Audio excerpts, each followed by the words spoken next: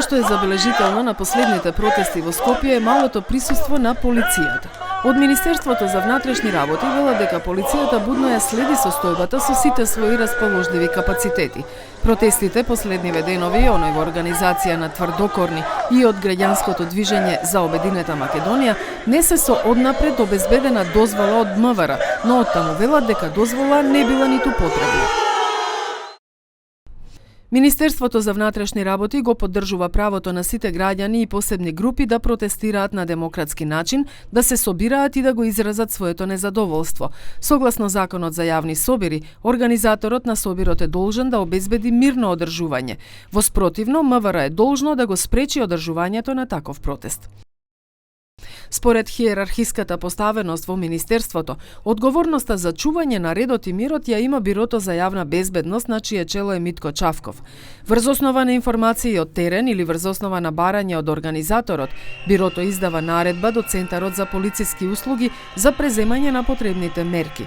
Во зависност од проценките се одлучува дали ќе биде активирана единицата за брзо распоредување или единицата за специјални задачи. Познавачот на безбедносните прашања, професорот Благоја Марковски, вели дека полицијата треба сериозно да ги следи првите денови од протестите, затоа што состојбите можат да излезат од контрола.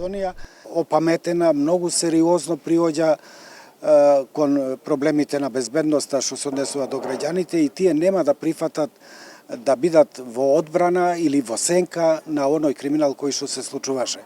Особено не, затоа што и македонците, и албанците, и сите други етнички заедници во Република Македонија, јасно им е што се случува, како се случува и од тој аспект не очекувам било какви нетрпеливости и искажувања на разни тензии по национална основа. Според Марковски, доколку протестите не се поддржани и поттикнувани од политичките партии, бројот на учесници ќе се намали. Минатата година со месеци траеа антивладините протести наречени Шарена револуција, но тогаш полицајци во голем број и со тешки возила беа постојано распоредени во центарот на Скопје, подготвени за интервенција.